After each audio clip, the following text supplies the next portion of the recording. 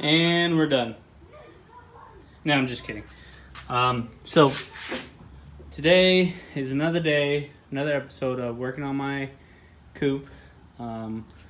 What we want to do to start off with the rear disc brakes is, I don't know if you guys can see this, two bolts right here for the rear camber kit.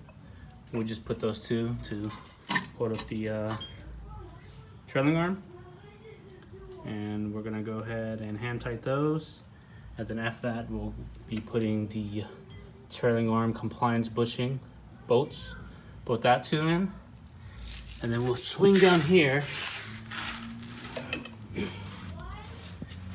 get this rear toe back in its place right there, and then we have to actually come out here and get rid of these LCAs because these are for an EK, and as you can see they're way longer than KGs.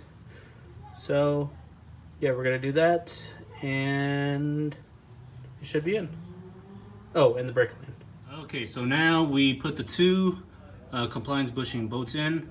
We've got the rear toe bolt in, everything's tightened up. We ran the cables back through the inside and we mounted the brackets up.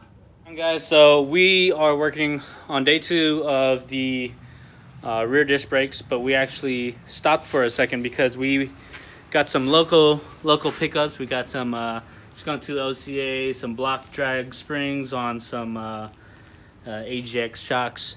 So we're actually gonna throw that into and then finish up the rear disc brakes. So far we have the passenger side on. We're gonna actually go ahead and take the stock struts and lower control arm back off. So it's gonna be a longer video. Okay, so for those that do not know how to take off rear LCAs or rear struts or any of that stuff, there's 3 bolts. One right here, one right here, and one right here. That's to remove the rear LCA.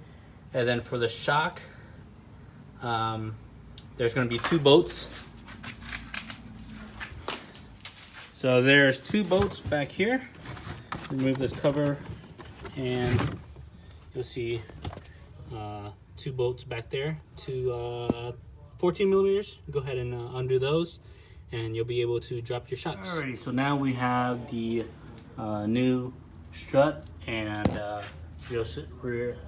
rear LCAs back in. Simply just reverse the removal, the 2 bolts up top, in the trunk, and then you want to get this bolt on and then swing the LCA onto the shock, put that one in, and then you're going to get a jack and jack it up and you'll be able to put this bolt in. And that's it for the rear shocks and LCAs. And just copy and paste everything and do it on the other side.